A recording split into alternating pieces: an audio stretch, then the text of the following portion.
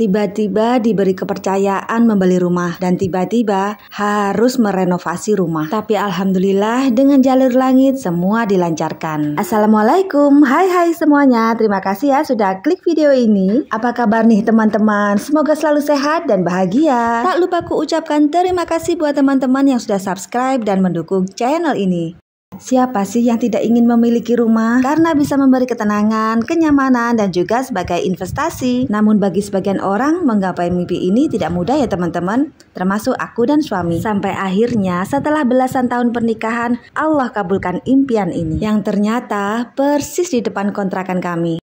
Baik teman-teman, sesuai judul video, aku mau share momen kami saat renovasi dengan budget pas-pasan. Jadi nih, rumah yang kami beli ini sudah tak layak huni dan membahayakan jika ditinggali. Maklum lah ya, harga murah dan masih standar. Karena dari awal memang cari yang standar agar nanti bisa direnovasi sesuai keinginan kami. Kemudian suami diskusi dengan Pak Tukang, minta reng-rengan seperti material apa saja yang harus dibeli, perkiraan biaya dan lama pengerjaan. Dengan begitu kami jadi punya gambaran estimasi pengeluaran. Jadi kami harus menyediakan dana material dan ongkos tukang. Dan sebaiknya dua dana ini dipisah ya teman-teman. Jadi kemarin tuh kami hitung ongkos tukang dan kuli per harinya berapa, terus dikali estimasi lama pekerjaan. Itu untuk menghitung perkiraan dana ongkos tukang. Prioritas kami adalah membongkar atap. Semua kayu kami ganti dengan galvalum. Karena genteng kurang, atas saran Pak Tukang kami membeli yang second. Sebab yang second harganya kurang lebih Rp1.000. Sedangkan yang baru bisa Rp6.000 per biji. Wah, lumayan ya teman-teman selisihnya. Untuk mendapatkan harga rendah ini, kami tidak membeli di Tengkulak, melainkan keliling mencari ke perumahan-perumahan sebelah, mencari rumah yang sudah pernah bongkar atap dan gentengnya tak terpakai. Genteng ini kurang karena rumah yang tadinya standar kami majukan 1 meter agar pintu bisa dipindah ke samping. Awalnya hanya atap yang diperbaiki karena yang penting bisa buat berteduh lah. Namun ternyata rumah yang kami beli ini saluran air dan saluran klosetnya mampet. Jadi mau tak mau harus dibongkar total sehingga harus ganti keramik. Sedangkan dana keramik belum ada. Dari situlah kami maksimalkan jalur langit, perbanyak istighfar, sholawat, dan amalan-amalan penarik rejeki lainnya seperti sholat duha, tahajud, zikir pagi dan petang, dan sedekah. Sedikit pun tak apa, tapi sering ya teman-teman. Dan alhamdulillah Allah mudahkan semuanya.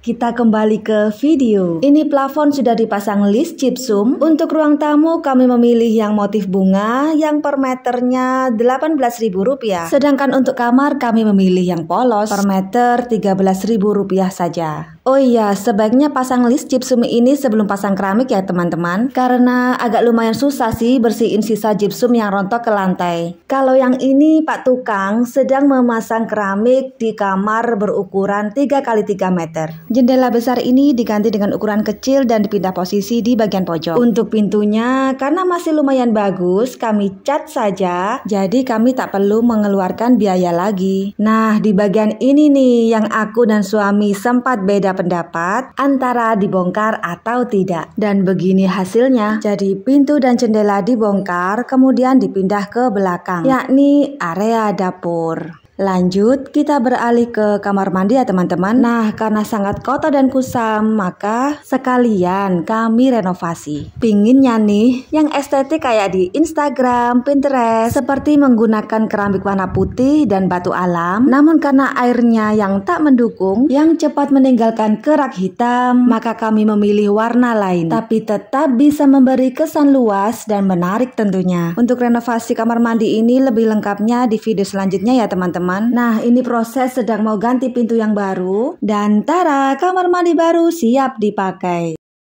Kita lanjut ke area belakang. Rumah tipe 36/90 ini sisa lahan tanahnya kurang lebih 6 kali 5,5 meter. Sisa lahan tanah ini kami bagi menjadi 4 bagian, antara lain kamar, dapur, kolam, dan tempat jemur pakaian. Sebenarnya tidak ada rencana merenovasi area belakang, tapi biar sekalian bersih, kami tutup sekalian. Untuk atapnya, kami memakai galvalum dan asbes gelombang yang dicat putih agar kelihatan bersih dan terang. Dan ini dia kamar yang ada di belakang. Alhamdulillah, impian memiliki kamar utama dengan jendela untuk melihat tanaman terwujud. Ini before-nya kami menggunakan bata putih dan after-nya meski belum dicat tapi sudah bersih. Yang ini adalah area untuk menjemur pakaian, dan yang bikin seneng adalah ternyata sumurnya sudah dipindah ke pojok belakang oleh pemilik sebelumnya, sehingga area dapur los tanpa sumur.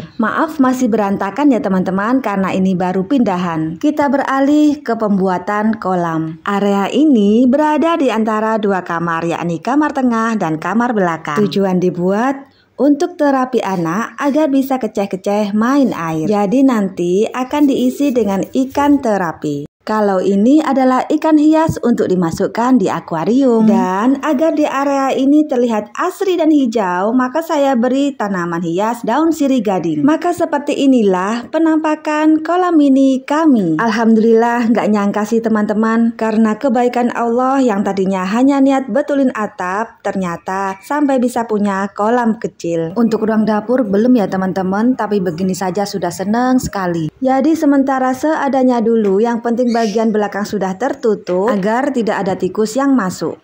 Kemudian karena masih bingung tata letak kompor, sink dan motif keramiknya, maka kami tunda pembangunan dapurnya. Ya menunggu sambil menabung lah, semoga nanti Allah mudahkan. Apalagi masa kontrakan kami sudah habis dan harus segera pindah.